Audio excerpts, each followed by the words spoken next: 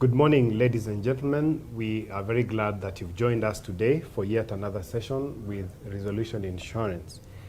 This is an indigenous local insurance company that has been providing general insurance services for the last 18 years, going into 19 now. And we offer general insurance products as well as medical covers, for which we are very well known for. And we urge you to visit our website so that you can get more information, get a quote, and go further and register on our self-service portal, where you can interact with us, and we'll give you more information as you require. But today we are talking about food. We are talking about nutrition. And with us today is Banice Mugo, a clinical nutritionist. And I welcome you to sit with us and listen about what you're eating or what you should not be eating. So welcome, Banice. Thank you so much. Please introduce yourself. Tell us who you are, what you do, and where we can find you. Then we can get into the discussion. So my name is Banice Kendi Mugo. I'm a clinical nutritionist by profession with 10 years of working experience. I work with the private hospitals like Medanta, Halisi, Sanel, and so many others in Nairobi. We are a group of like 4 nutritionists in the company, so I'm the lead nutritionist for Neo Nutrition Solutions Limited. Yeah. So if we need to find you, do you have a number that somebody can call? Yeah, of course. So you can always find me through 0712351233. Excellent. Yeah. Now, let's talk about nutritionists. And during our previous discussion, you told me there are a number of nutritionists. Please explain this clinical, community, what's the difference? Generally, when you're doing your diploma, of course, as a nutritionist, you start by doing clinical and community nutrition. There are people who do community nutrition, and there are others who do clinical nutrition and dietetics. Now, currently, what we are having is clinical nutrition and dietetics for those who are doing their bachelor's and even specializing in masters and all that. So you can also do community nutrition. When you do community nutrition, you're supposed to work with the community, meaning it's like in the NGOs and also dealing with the society in the community. But now for those who are working in hospitals, they're supposed to do clinical nutrition and dietetics. Yeah. What's the difference between a dietitian and a nutritionist? There's not much difference because for a dietitian, mostly they measure on meal planning for the sick patient. But of course, even a clinical nutritionist can also be able to do the same. So currently, there's a combination of the same. So a clinical nutritionist and a clinical dietitian is one and the same thing. The only difference is now the clinical and community. Okay, yeah. Excellent. Yes. So, tell me, under what circumstances should I come looking for you, or should I feel that I need to come and talk to somebody like you, a nutritionist? Now, clinical nutritionists, they see the well persons, and again, people who are not well, those who are sick. Of course, we deal with diseases like diabetes, high blood pressure, we deal with cancer, we deal with well persons like you're not sick, but you want to be healthy. So we now deal with the prevention of diseases and also showing you the way in terms of living healthy. Yeah. So let's talk about, obviously, to survive, you need to eat to live. But it can also be, food can also be detrimental to your health. Yeah. Let's talk about that as we now continue into the details.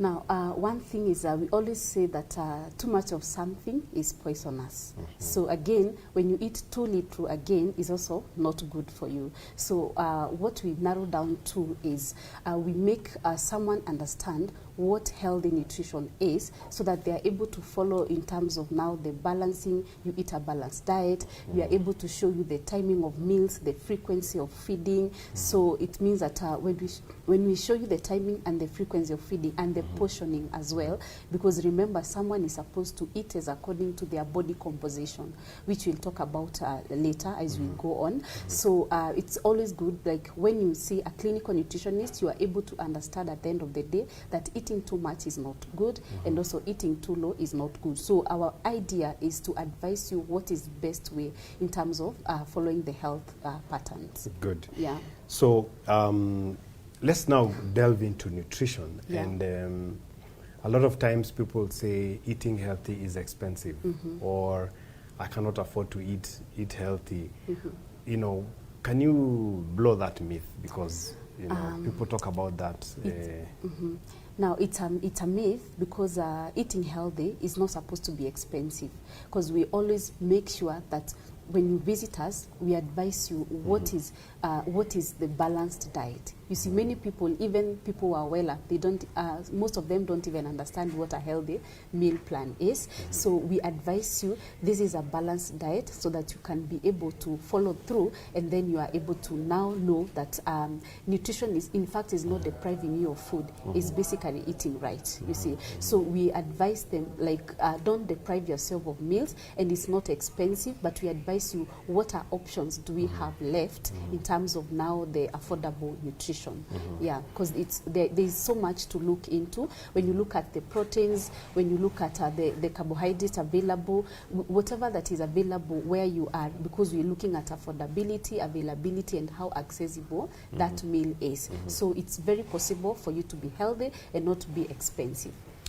Give me a typical meal plan for a day for somebody who is, say, let's start with a 20-year-old or a 22-year-old young man who is maybe in college. Give me a good nutrition meal plan for somebody like that. A very affordable meal, like, let me start with the breakfast. You can have one boiled egg. You can have spinach. You can have, that is now the vegetables, and then you can also have 2 or 3 slices of bread. That is carbohydrate. That's a balanced diet. Yeah. Lunch? So lunch, you can have maybe cabbage, rice, and beans. You can have meat, any form of meat that is available for you, or which one that you can afford, because we're saying that we have to look at affordability and also availability. Then again, you can do any form of vegetable that is available. Cabbage is very available, skuma is available, spinach is available, all the kienyeji vegetables are also available. So now we narrow down to, from now the upper class, we now start saying that those who can afford also broccoli, celeries, you know, all those are vegetables. Then for carbohydrates, we now give you the options that are available. We have ugali, we have rice, we have potatoes. So we now advise you on how are you to going to prepare them, because again, the method of cooking really matters when you are looking at now somebody living healthy, because at the end of the day, we want everybody to be healthy, avoiding too much of something, especially salt, especially sugar, and even the fats. Yeah.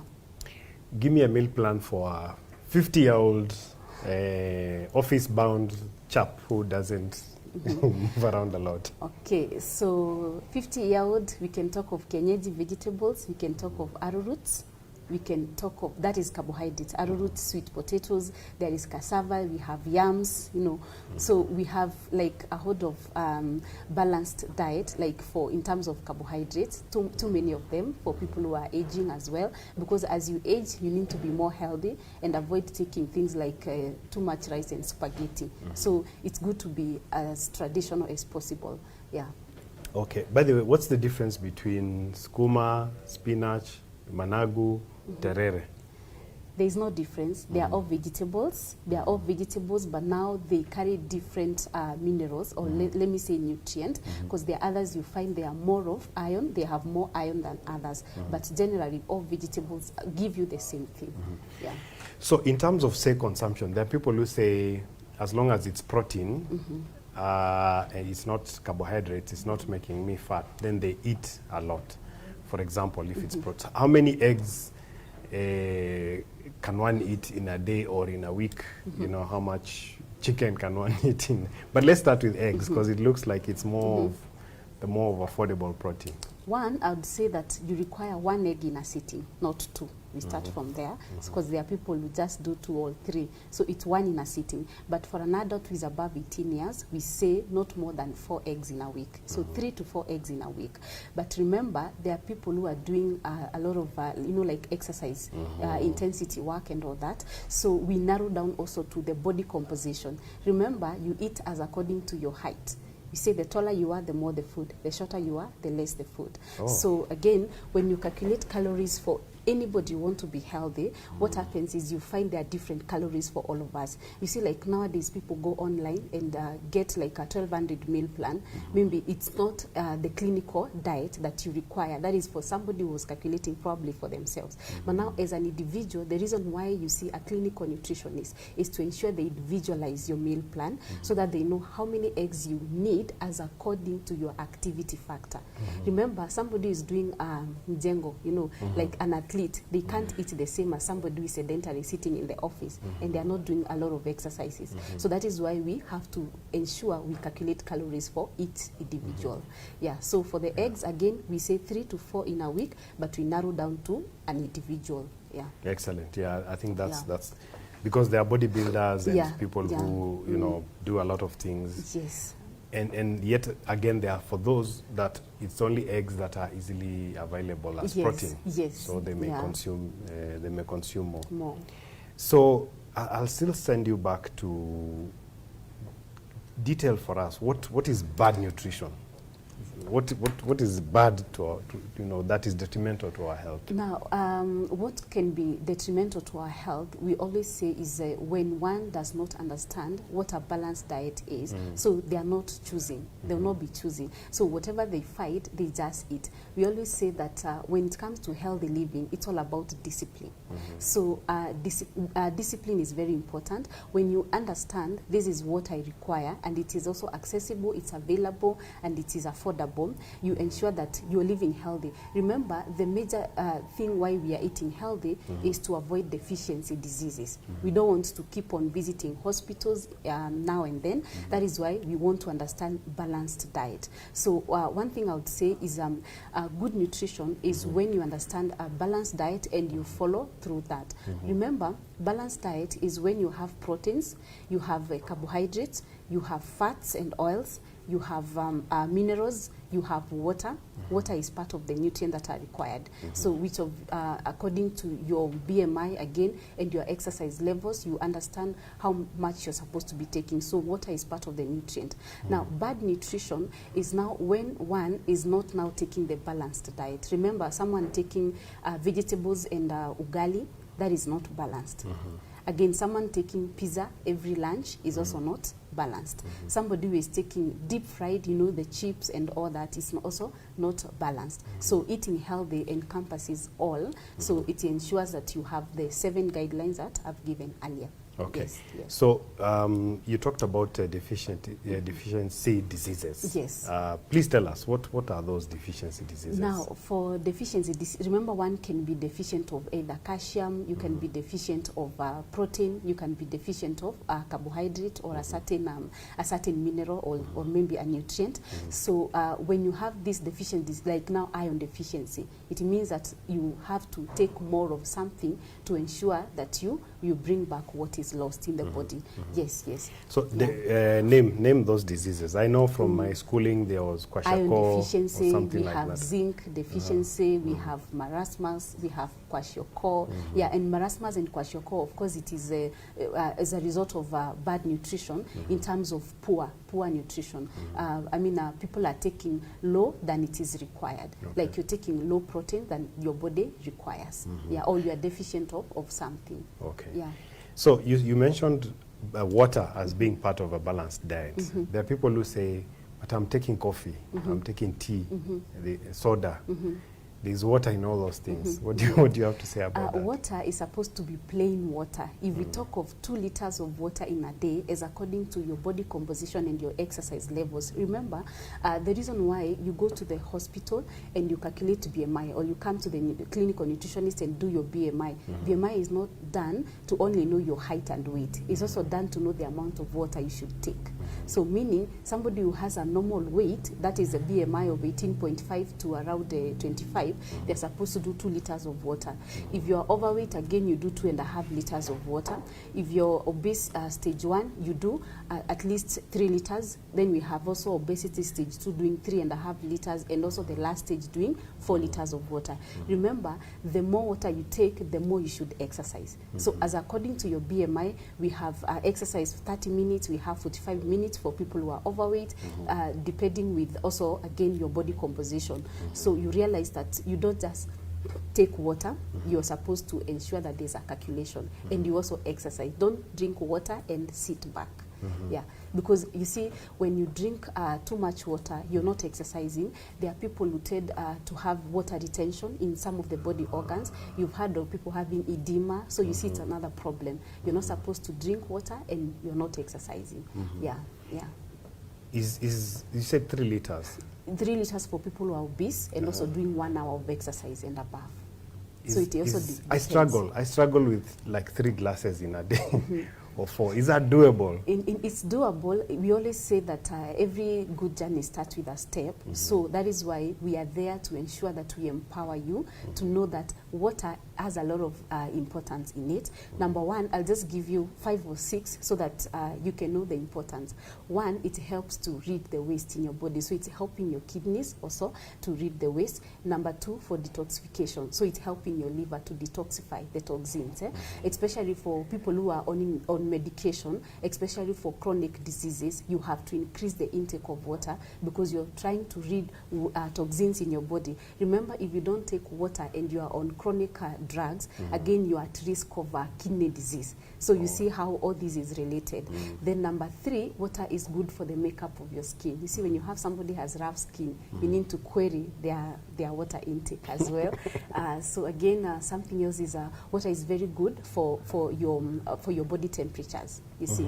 So already, you know that you've already said 5, so it has more than, again, also for lubrication of your joints, you see, so that in future you don't get into issues of arthritis. So you're taking water for prevention of diseases. And you see, the way people take water is usually not right. You see, like you have, like this is a 300 ml glass of water. You can't take 300 ml glass of water or 250 ml at once. Water is taken sip by sip. Because if you take it at once, it means it's going directly to your bladder, so you're going direct to, it's going to go out, you see. So Banice, it's not helping please. You need to, what do you mean? I mean, if I sit and drink my 3 glasses and... In the next few minutes, you just go into the washroom. But now what we say is take water sip by sip so that it can directly go to the cells to help you for the functions that we earlier mentioned. Yes, so that you remember when a woman is doing, like you're doing a scan, you know, when you're expectant and you're doing a scan, you're told drink water. You know, when you drink 3 or 4 glasses, within 10 minutes, your bladder is full. Yes. So that is what happens. So if I tell you take 2 liters, it is within the day. Don't do 2 liters at once. Don't do 1 liter at once. Don't do 250 ml at once. But again, sip every 20 to 30 minutes. Yeah. That is something I had no idea about. So let's come back to some of the processed foods. There's been a lot of discussion, and I'm sure our viewers watching. Sugar, salt, sausages. No, let's begin with bacon, sausages, bread, you know, ice cream, stuff like that. Don't take, or take in moderation, or what are we supposed to do? 1, we say that bacon, you know, bacon, meat, and all the processed food, try to avoid. You know, like, because if you take processed foods, again, you don't know what is the preservative behind it. You see, and some of the preservative are also related, according to the latest research of World Health Organization, most of the preservative are related to cancer. You see, so again, we need to be very careful in terms of taking processed foods. So it's because again, they have added sugar. most of the processed food, they have added salt than the normal that you're supposed to be taking. So it's good that we avoid the processed food as much as you can, you know. So then again, when you're doing like bacon and all that, make sure that you try to do it at home and not the processed one. Just buy and cook it by yourself, yeah, instead of buying the processed one. Yeah. Now for the salt and sugar, you cannot read the sugar completely in your diet. Neither can you do that to the salt itself, because you require them in your body. So what we do is we calculate. We said again, as according to your body composition. Like I can tell you that in a day you require a teaspoon of salt. But there are people, you cook a teaspoon of salt, you balance within all your meals a teaspoon of salt. But then somebody is also adding on the table, which is also not a very good behavior, because later on you start having now issues with high blood pressure. Yeah, so it's very good to moderate everything, so long as you're avoiding the processed foods. Yeah. So let me ask you, if someone is you tell me don't take sugar, but I go and buy a cup of sugarcane juice. To what amount are you taking the sugar? Most of them are like, I don't know, 200, 300 ml, something like that. It's sugar at the end of the day, isn't it? Yeah. What's the problem with? I avoid table sugar, but then I do a glass of sugarcane juice. In fact, that is even the worst. We always say that too much of something, we started by saying is not good. And when you take even healthy meals like fruits, let me give an example with the fruit sugar. Now, if you're taking too much of the fruit sugar, remember it gives you fructose, so excess of it will be converted into fat in the body. So you see, like even natural, it's not good when done in excess. So all that is also supposed to be narrowed down to the calculation. In a day, you need to know how much of sugar you require, so that when you're taking sugarcane juice, we know whether you're supposed to do 200 ml as according to your body composition, to aniavoid you taking excess. That is why you're now dealing with a clinical nutritionist to balance your intake of every meal. Yes. But Banice, there are people who say, I don't eat food, I only eat fruits because I don't want to put on weight. I'm only eating fruits. And you're here telling us that in fact, the more fruit you take, the more they lead you to high blood pressure, the more they lead you to diabetes, and the more they lead you to high cholesterol, and so many other diseases, you know, because we said if you do excess, it will be converted to fats. Now, if you're having high body fat, remember body fat is the fat under the skin. Yes. If it's not treated or you don't do anything to it, it now goes to the visceral fats, the stage 2 of the body fat distribution. Remember, we have 3 forms of fat distribution in the body. So remember, here you're taking excess sugar from the fruit. So you're having high body fat. 2, you have visceral fat. Visceral fat is the fat surrounding your heart, lungs, kidney, and liver, the organs. So if that is in excess, it's also not treated. You are not doing any diet. You're not doing any exercise. You're just sedentary. Again, it narrows down to now the cholesterol. So cholesterol does not just develop. It is usually a development of something from body fat to visceral, then cholesterol.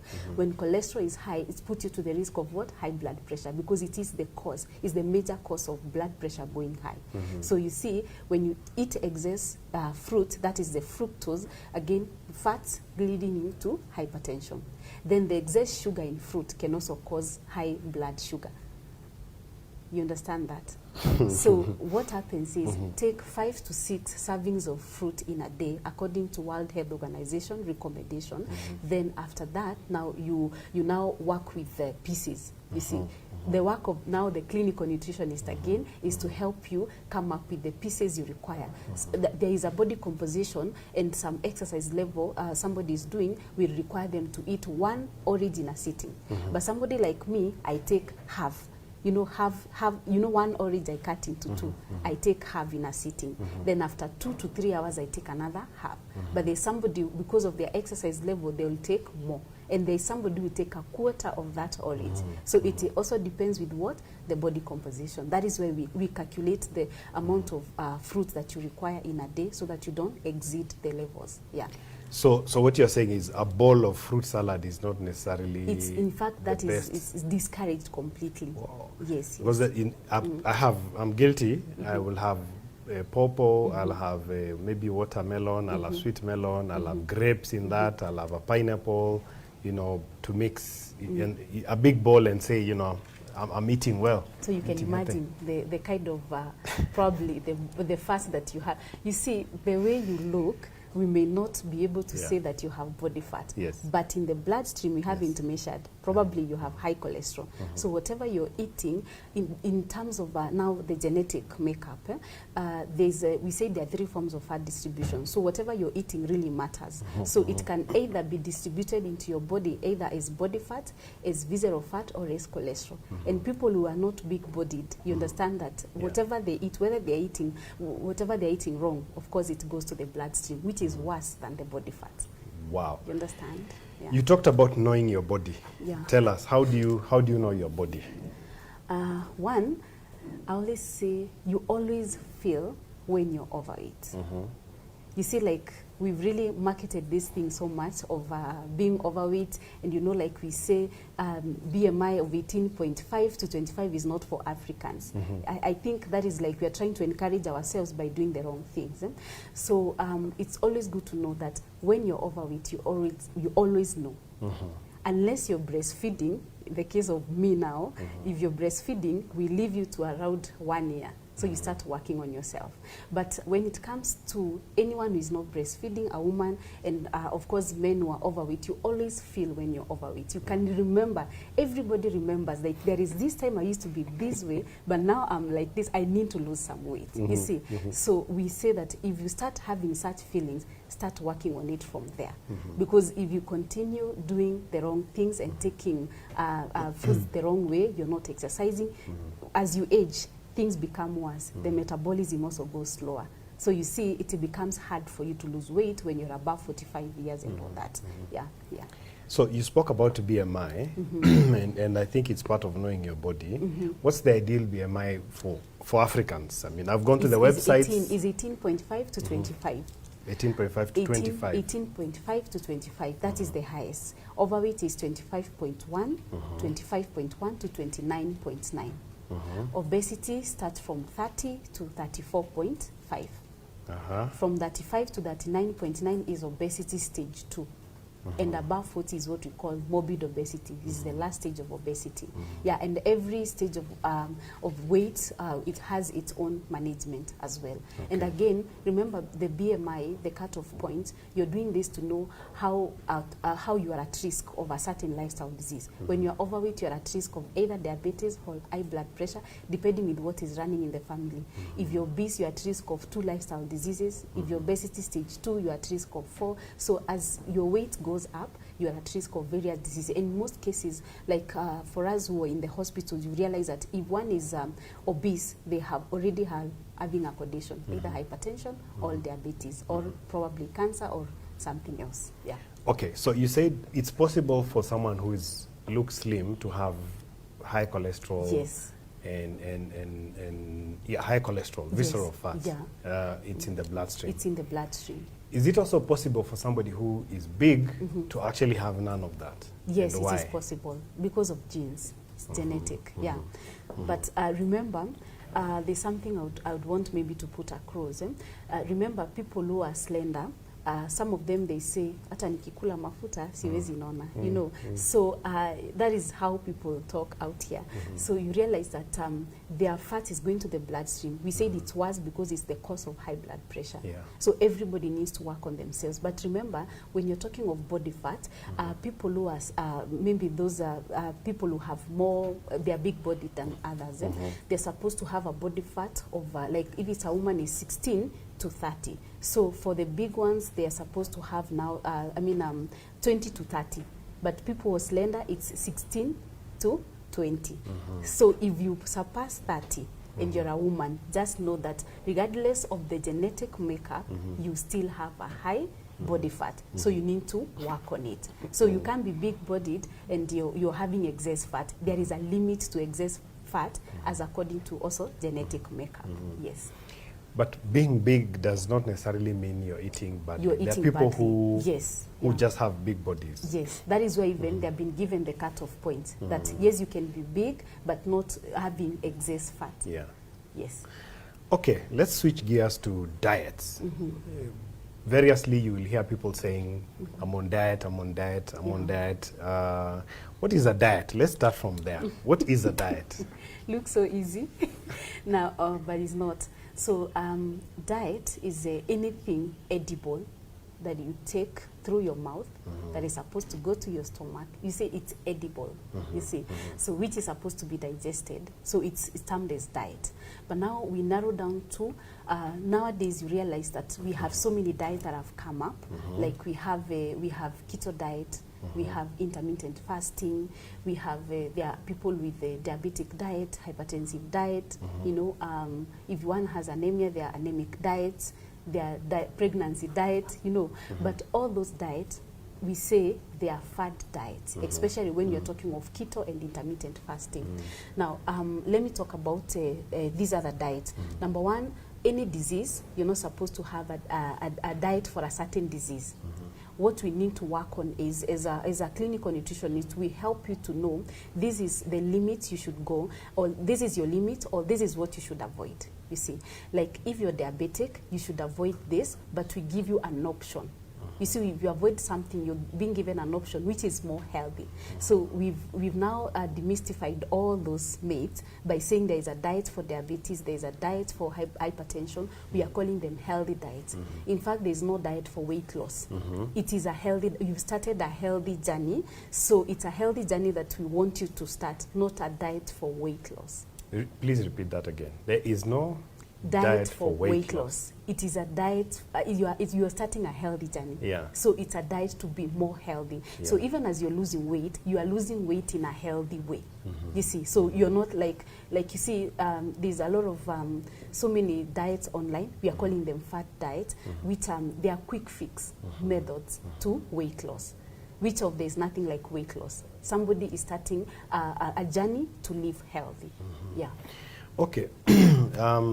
So touch a little bit about the intermittent fasting and keto, and do I just go to the net, look at a program and, you know, take to it? Yeah, you see, nowadays all those diets are everywhere, by the way. There are even diets for, I don't know, irritable bowel syndrome. Somebody just comes up with a diet for the same. And you see, we all say that it's gimmicks to make money and all that. But if you know what you expect, you just need to do it right. You see, when you see a clinical nutritionist, they are able to help you live right, and knowing that we said it's not depriving you of food. Nutrition is just basically eating right and knowing your body, understanding your body, knowing the balance, the portioning, and all that. Now, when you're looking at, let me start with intermittent fasting. There's a lot of myths going around in terms of the intermittent fasting. Number one, if your body stays for longer without eating, you start producing acid in your stomach. Remember, it was acid production. So the acid does not make your body alkaline. If your body is not alkaline, in future you tend to have diseases like cancer. Remember, cancer cells thrive best in acidic bodies. You see, if your body is not alkaline. So that is what happens. Again, when you skip a meal, again, remember the acid production is putting you to the risk of what? Heartburn, constipation, gastritis, which is too much acid again in your stomach, and then ulcers does not just develop. It is a behavior of like you're not eating meals, you're skipping meals, then you have a lot of acid, later on you have got ulcers, you see. So you see, your body, how you're created, there is some processes that happen in your body, so you're supposed to follow through from the things that you started. If you're doing intermittent fasting from the time you're born, we would allow you to do that because it's a behavior from the time you're born. But if it's something you're doing at an old age, at 45, probably when you're aging at 35, at 30, it's something that you need to look into because you're putting your body into a shock. We usually call it into a shock. There are people who diarrhea, there are people who vomit when they start those fat dieting. There are people who, like, when you go to that quick fix, it's not something you've been doing. They start having lethargy, you know, like general body weaknesses because you're shifting to something. Remember, when your body is shifting, there's something happening, you know, psychologically as well. So again, I talk about keto. You asked about keto. So keto diet, remember, you're reducing carbohydrate so that you can increase the intake of something else which is worse, the fats. That is what happens. If you're eating more of fat, most people I've seen coming back after using the fat diet, because they are all fat diets, they usually say, like, I lost weight. Remember, if you're using intermittent fasting and keto diet, you will lose weight if you want to lose weight. But when you come back, because you always miss the natural way of doing things, so when you come back to the normal diet, all the weight comes back. All the weight comes back. You gather everything back. Yes, you gather everything back. So when it comes to keto diet, the more fats you're taking, remember, those people are coming back with high cholesterol. They are coming back with high visceral fat, and you have so many cases right now in the hospital. So you see, it's not a good way. Let people know how to live right. How much of oil do I need in a day? We say for for people who have not done the calculation, generally we say for every 2 people, use 1 tablespoon of oil. So I'm sure from today, we'll start saving up on oil that you are using at home. So if you're doing proteins, let's say you're doing proteins for 4 people in the house, if you're doing stew, you are using only 2 tablespoons. Yeah. So, and there are people who use a serving spoon. You know, they use 1 or 2 or 3. Yeah. So from now, at least you're able to know keto diet is not necessary for you. Yes, you lose weight, but when you miss the normal way of doing things, everything else becomes worse. Yeah. Talk to us. You just talked about oil. Let me divert you a little bit. Yes. There are communities that eat food with a lot of oil. And they seem to be, you know, I'm not an expert, but they seem to be okay. Indians, you know, I have Indian friends who, you know, they are korogas and they are keema and dal and things like those. People from the coast, mahamri and kashata and, you know, mbazi and nazi, and there's a lot of mafuta going around. Pilau itself. What do you have to say about I would say it's a wrong way of living, or probably lifestyle, or it's poor nutrition, or lack of knowledge. You see, it's lack of knowledge, because when you're in the hospitals, we are the ones who know that the same communities, they have very worse conditions. You understand? So, but now you see, when people are out here, they don't really understand, because somebody is waiting until they are sick. That is when they'll go to see the doctor. Yeah. So it's good, like, instead of believing so much what is happening online, at least we get the true picture. Because when you come to the hospital, trust you me, we are really treating so much in terms of the same communities on like an high of something. If someone is taking a lot of milk and a lot of fat, again, cholesterol, body fat, and also heart attacks, you know, and even cardiovascular disease. Yeah.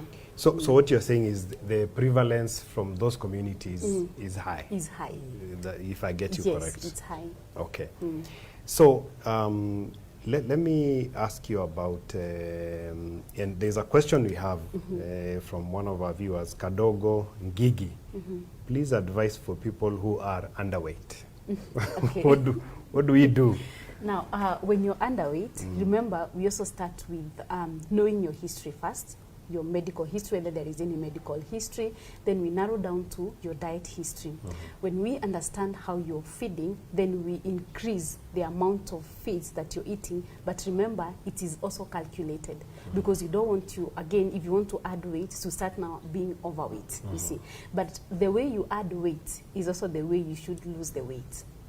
If you're adding weight, let's say when you're losing, we say medically you're supposed to lose 2 to 3 kgs in a month. So if you're adding weight, again, it is 2 to 3 kgs in a month. So it is the same way, but calculation is different. Here you're adding, here you're reducing.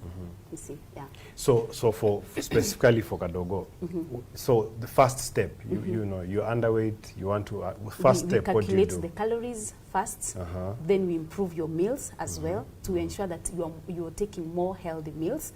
Then now from there, you follow the meal plan.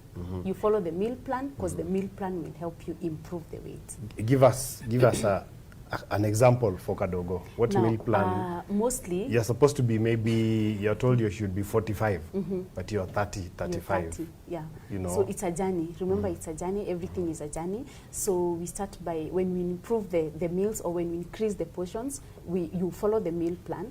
Then there are some things, like I'll give an example, doing a protein shake, which is healthy. We know how much you're supposed to do in a day. So we include that in the meal plan as well. Like I want to give a very simple example. If you take seeds, you know, chia seeds, flax seeds. If somebody cannot afford that, we narrow down to pumpkin seeds, you know, and any other that is available. So you can take seeds like 2 tablespoons, and then you take a glass of yogurt, like 250 ml. You take a fruit, you blend that all. Supposed to be a healthy protein shake. Yes. You see, yeah. So, and we have different for like 7 days. Yeah. And then is that in addition to it's in addition to the meal plan. The meal plan. Yes. Which will have what for breakfast, for example? You can have oats and some porridge. You can have arrowroot. Like, you know, it's healthy like other people, but now for you we have increased the portion because we want you to increase the weight. Okay. Yes. And I hope Kadogo has been answered, but you will have your number at some point. If they need to get in touch with you, they will. You've mentioned something important that we talk about a lot, portions, and we talk about portion control. And I mentioned earlier that yes, I'm avoiding starch or carbohydrates, but I can eat as much meat as I want. Tell us about that. Now, when you do calorie calculation, remember you standardize everything so that there's something we call a recommended daily allowance or recommended daily intake. The intake that is required for your body composition. If you do proteins in a day, like you require like 125 ml of protein in a sitting. Again, the same amount of protein is the same amount of carbohydrate you're supposed to be taking. So if you're doing 125 for lunch, it is 125 protein and also 125 carbohydrate. Then always note that your plate is supposed to be full with vegetables, not less than 300 ml. You see, or 300 grams. You're supposed to take from 300 to 500 ml of vegetables. So you're trying to balance your plate model so that you can have a variety as well, and then a balance, of course. So for the portioning, is meal planning portioning is supposed to be the same for carbs and protein. Breakfast, if you're supposed to do like, let's say 250 ml of protein, then carbohydrate is supposed to be 250 ml. Then half of your plate is supposed to be vegetables. Then fruits, you take 1 hour before meals or 2 hours after meals. You can never take fruit. You see the way Africans, we do it. You're having lunch, and immediately after doing your lunch, you take a fruit. It is not a good way of doing things, because immediately you've taken a carbohydrate, you also take another form of sugar. So now, if there is family history of diabetes, you start having, you know, the high sugar levels go high and all that for many people. Then again, we say you can't do fructose and glucose at the same time. So you have to wait for the carbohydrate to be absorbed in the body, then you can take the fruit later. Or you take a fruit and then you wait for 1 hour before you take the main meal. Yeah. Okay, we are guilty, a lot of us, of that. So just to reiterate to viewers that you take fruits 1 hour before or 2 hours after. Yeah. It's the healthy way to do things. Yes. Okay.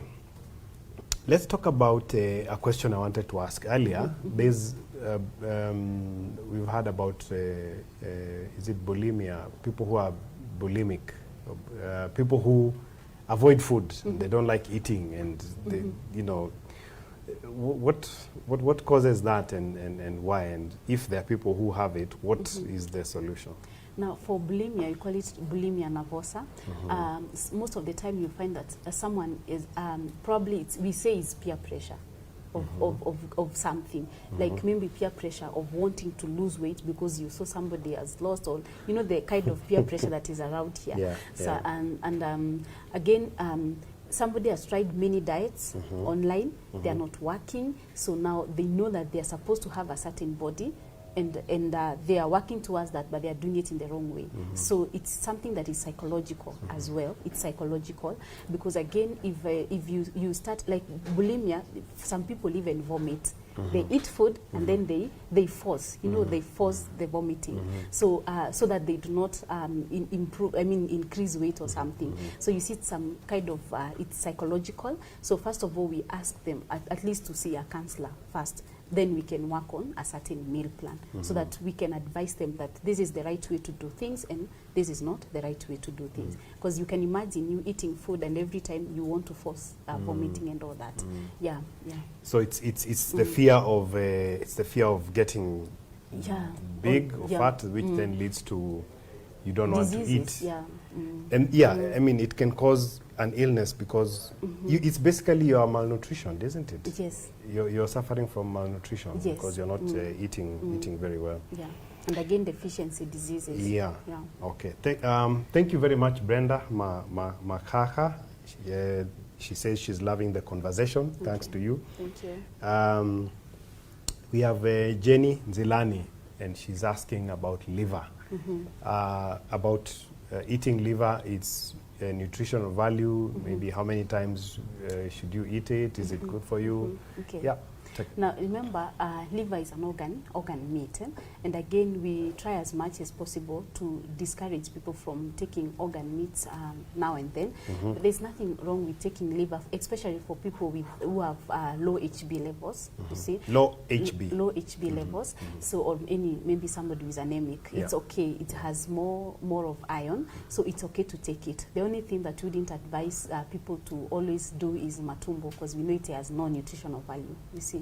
But now for liver is okay, but at least twice a week is still okay, not a problem. The only problem with the meals is when you do it too much. Okay. You see. Then again, the portions is also calculated so that you don't exceed the normal range. Yeah. So Jenny, eating liver is good for you once, twice a week. You've mentioned something that I have had issues with for a long time called matumbo. You've just said that it has no nutritional value, yet a lot of people who are advised not to eat red meat go for matumbo. Because you see, they want to feel like it's meat they are taking. You know that feeling. But again, remember it has no nutritional value and it stays for longer before digestion. Then the worst thing is when you take it at night. You see, when you take it at night and you don't know your metabolism. If your metabolism is slow and you're taking matumbo at night, remember the conversion will be fat. It will be all converted into fat. So you see, you will wake up, you don't, like, you know, people who eat bulky meals for dinner, the matumbo and a lot of red meat, and then you're going to sleep. Your metabolism is slow, your digestion process is slow, so when you wake up, the conversion is into fat. So what happens is you're having a lot of cholesterol, body fat, and the visceral fat going high, and you don't know whether it is in the timing of your meals and in the frequency as well of your feeding. Yeah, so it's not a good thing to take matumbo. We spoke about red meat just now, and tell us what in what case is it that people are asked not to eat red meat and why? Now, in the case of when your uric acid is high, we now reduce. In fact, we always say that if your uric acid is high, try stop taking red meat. You can do white meat and other forms of protein like beans and all bean types. Now, you can also go to taking mala, natural yogurt, and also nuts. But that is in case of the uric acid is high. Something else is we ask you to slow down on meat intake when you're having high blood pressure. So then we balance how much you should be taking. But necessarily we say if you're overweight, we tell you to take red meat for lunch and breakfast, not for dinner, if you're overweight. Because most people who are overweight, their metabolism is slow. So you can't take meat past 2 p.m., you see. So that is the cases whereby we have to either narrow down to reducing the intake of meat, or we stop you from taking if you have high uric acid. Something else is kidney disease. When you're having kidney, or probably you're undergoing dialysis, again we ask you to stop taking red meat, because for such people, their creatinine levels and the uric acid is very, very high. So there is how we balance the intake of protein, but not in meat. Yeah. Okay. And uric acid causes what issues? Just let's remind the viewers. Kidney disease is another famous one. Yeah, and again arthritis. You know, those gout. Yeah, gout is. Yeah.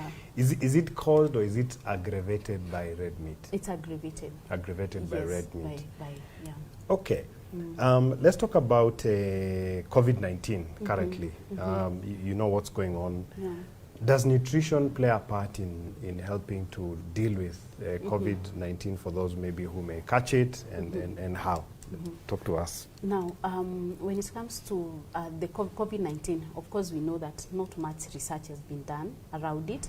But again, we know that most of the remedies that are recommended currently is more of nutrition, whereby we are being to take ginger. You know, it's okay because we are looking at things that can boost your immunity. So we are looking at ginger, we are looking at garlic, we are looking at turmeric, we are looking at lemon. You see, and again, intake of water. Again, so it's very, very important as well. So as I sip my water. Yeah, sure. So all that is very much okay, and also increase the intake of vegetable. But generally, if people can try to be healthy and not putting themselves into, you know, the shock that people had, and one is now rushing to buy vitamin C, vitamin D, you know, all those things. So again, I would say that if your vitamin C levels are okay, why would you take vitamin C? You see, because you'll have a toxicity of something. It's just like the way you take you're going to take a calcium supplement and your calcium levels are okay. That means that you'll have a toxicity. But now for people who have diabetes, hypertension, they are the ones we are encouraging to take the vitamin C. But if you can be able to get the vitamin C from now the natural foods, just narrow down to that so that you also avoid spreading too much. Give us sources of vitamin C. Now, vitamin C is found in oranges. You have lemons. You have grapes. You have all the ginger, garlic, and all that. Yeah, so all those are sources of vitamin C. Yeah, but so mostly we talk of orange. You know, like orange and lemon. It will really help you a lot. The citrus, you know, the citrus. The citrus fruits. Yeah. Yeah, yeah.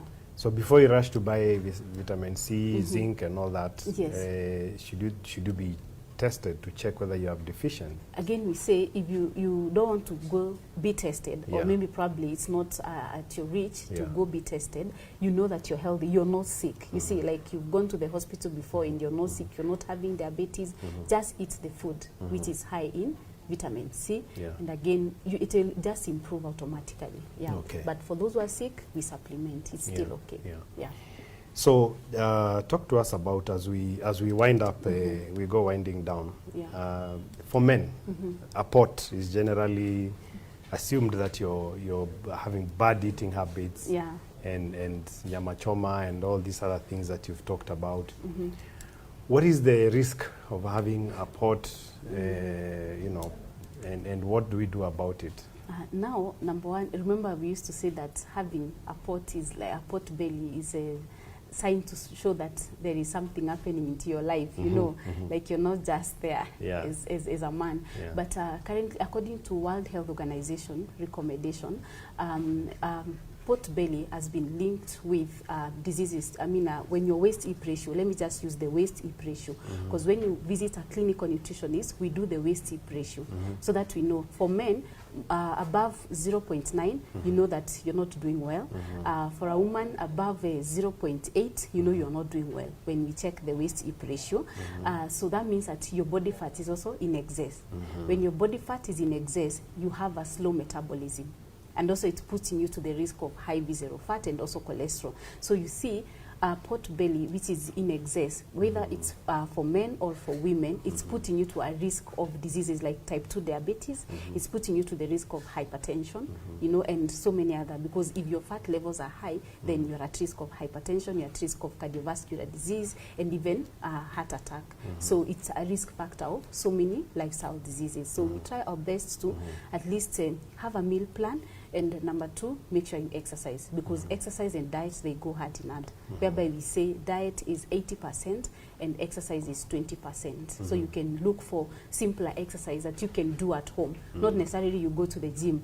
There are so many ways of doing exercise. You can buy dumbbells, you know, you start lifting weights, you know, in the house. You can put a music and you start dancing or do aerobics at the comfort of your house and doing sit-ups, you know. You can buy a rope and start skipping rope. So that is something that is even bliss walking in wherever you stay. So it's also important. So exercise and diet will help us reduce the pot belly.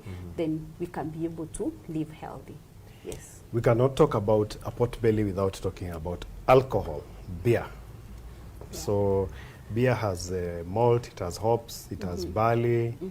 you know, things which we also find in chapati and other things. So what's the problem? Now, the issue is when you're taking any form of it, you know, people say, I'm not taking beer. Then you ask them, what are you taking? They say, I'm taking whiskey. Then someone else says, I'm taking wine. You see, so there's the class that people have put themselves in. And again, in every one of them, of course, there is high calories. Because let's say, I'm giving a layman example. If I'm giving you a diet, let's say you're supposed to be taking, your recommended daily intake is 1,300 calories in a day. Then on top of that, you take a glass of any of them, which is more than 300 calories. So it means that it has added on to the normal calories of meals that you're supposed to be eating in a day. Now, we always say that if somebody is told to take a glass of wine, unless if it's on medical grounds, whereby that one is done by specialists, you see, whereby the heart is checked and so many other things, they can always recommend. But generally, it's not good to take, if you're on any healthy meal plan, it's not good to take any form of alcohol, because you are topping up calories, or you are increasing calories from your recommended daily intake. Yeah. But we are Kenyans, we must drink beer. What are you saying? We have to eat meat and drink beer. Remember, I started by discipline. Discipline is key. Yeah. When you know something is bringing you more issues, health issues in future than you'd imagine, there will be no need of you taking something, you know, like the way you do something and you know this is wrong, whatever I'm doing is wrong, but I have to do it. You see, we call them, the beer issues, we call them unforgivable issues. They cannot be forgiven in terms of if you increase and you want to lose weight, that will not happen. If you're taking it too much and you want your blood pressure levels to go down, your blood sugar levels to go down, it cannot happen. You see, so it's better you think of yourself first. You say, I come first, then you love yourself more. And then again, you know, nutrition is about also self-love. You see, you love yourself more, and then you change your lifestyle through discipline. Yeah. Through discipline. Discipline is key. But if you have no issues, you can drink beer. Let me leave that to personal discretion. Yeah. Okay, we are winding down the program now, our interaction. And one of the last things that I had wanted to talk to you about is let's talk about supplements, food groups, and herbs and garlic and ginger in relation to men's and women's reproductive health. Wow. You know, we hear if you eat groundnuts, as a man, you're likely to be a good performer. Garlic, mukombero has come into the picture. You know, what do you say about that? Wow. So now, when it comes to issues of mukombero and the intake of garlic and all that for men, there's no research, of course, that says that we should be taking those things for this other factor. But we know that some research has been done on zinc. So, of course, we know that if you improve the intake of zinc, which zinc comes from the watermelon seeds, you know, the pumpkin seeds, the ones that are available, the first two, then we narrow down to seeds like flax seeds, you know, dill seed, you know, fenugreek seed. So that is okay if you're doing any form of protein paste that you're taking either for breakfast or any other time. Now, for the others that you've mentioned, it is not, there's no research, you know, like it's no good research that is done about them. So we can try to just be healthy. What we say is men need to be healthy. Because currently, when you look at the issues affecting men and their reproductive system, you realize that if a man is eating spaghetti and rice, you know, and they are eating like that with the just nuts and, you know, something else, you know, which is not healthy. Breakfast, they're eating bread every single day, you know. So it's something that we need to know that for a man to be active, whether at work, whether in bed, just make sure you are eating well. Yes, just make sure you're eating a balanced diet. And we know, like, also, again, it narrows down to peer pressure. Again, when you start seeing people going for some food products which are not well researched in the same, we can't say no to mukombero and the rest of the garlic and the ginger for men, because we would say they have a medicinal you know, like there's some sort of medicinal factor in them, but now we don't have a research that is probably now saying that this is it for men. Yeah. So let men eat well, let them be healthy, do arrowroots, sweet potatoes, stop taking bread and a cup of tea and going to work. You just have to take a balanced meal, learn to take vegetables in the morning. Men are very poor in terms of vegetable intake, which helps to improve also metabolism. And also, you see, again, all that is in the mind, you know. And again, food, we said, is very close to the mind, and it's very good for your mind and body and soul. So if you eat well in the morning as a man, you'll be active during the day. When you find good food as well at home, you'll also be active, you know. So it's all about being in a peaceful environment and also eating well. That is what will help them. Yes. Last question. Earlier on you talked about cooking, the way you cook the food. So maybe in a few minutes tell us how, for example, would you cook vegetables, how would you cook, you know, some of those nice healthy things we need to eat. Now, remember we mentioned three. A plate has got three. It has vegetables. Half of your plate is vegetables. Then on the other half, you divide it into two. You have protein and carbohydrates. So for the proteins, we say the best method of cooking protein. You can bake, you can stew. Remember, when you stew, for every 2 people, you have a tablespoon of oil. So it means that when you're doing stews, you can put oil. You can boil as well. There are people who just boil meats. And nutritional boiling, you can boil with garlic, ginger. You can put dania, royco leaves. You know, there is royco leaves and there is, you know, the processed royco. The cubes. Yeah, the cubes. So you can just use the royco leaves instead of the cubes. So again, you can boil your soup, the meat and water plus all those substances. Then again, after boiling, you can also think of grilling, but avoid deep fried and fried foods, especially protein and carbohydrate. You avoid deep fried and fried. For carbohydrates, you go to baking and boiling. You boil rice, right? Then again, when you're looking at other carbohydrates, there is arrowroots is a carbohydrate. Sweet potatoes, we have the Irish potatoes, we have plantain, we have green bananas. All those are carbohydrates. So instead of deep frying them, you can choose to bake them. Because you know, when you're baking, you just brush with little oil, which is less than a teaspoon.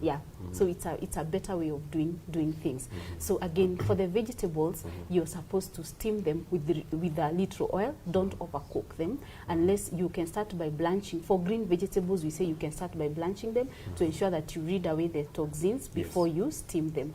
But now for the cruciferous vegetable, the broccoli, the cabbage, the cucumber, gourget, all that, you don't need to blanch them. You only wash with warm water and then you can steam them. Because they don't keep toxins as the green vegetables. We could have this conversation for a very long time, but we have to come to a close. I've learned a lot. One, that I need to drink my water in sips across the day. Obviously about better cooking methods, issues to do with supplements, you know, looking at knowing your body, knowing yourself, and getting advice should you feel that you're not doing very well. So thank you very much, Banice. I'll ask you again to just state your name and how you can be contacted in case somebody needs to talk to you, and get in touch and find out how they can be helped. Okay, fine. Thank you.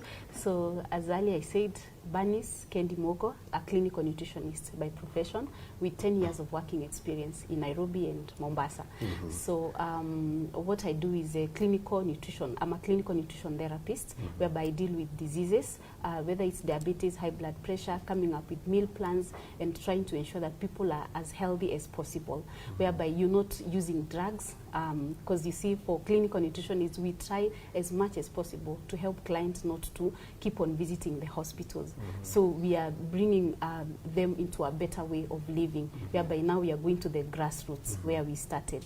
Then something else, we have a body composition analyzer whereby we analyze people's body through the machine to ensure that we do prevention before the disease happens. So like we can be able to know when one is having low calcium, and then we treat that with food before one gets to the calcium levels low, again to arthritis and again also, you know, the osteoporosis and osteoarthritis. Yes. Then again for high blood pressure, if we deal with body fat and visceral fat, we are able to ensure people are not getting into hypertension. So we have a machine that does that as a clinical nutritionist, which is called a BIA, body impedance analyzer. Location is located in Upper Hill, Williamson House, and also you can find me in Syokimau, Sanel Hospital, or Halisi in Kitengela, or in Westlands, I'm in Medanta Africa Hospital. Yeah, so my number again, 0712 35 12 33. Okay, Yeah. you're a busy woman running across the city. Yes. So thank you very much, Banice. Viewers, that has been a very informative session on nutrition, what to eat, how to eat it, and what to avoid. Remember, you can reach us through our website, Resolution Insurance. Get more information, get a quote, get a cover on general insurance and also your medical covers. And also, you can go back to our Facebook pages and see what we have done before on a wide range of topics, just to enlighten our customers, our fans, our viewers on things and issues to do with health. So thank you very much for sticking with us. We are glad that you're watching, and we will see you next time when we come back to you with more information. Thank you and have a good day and a good weekend.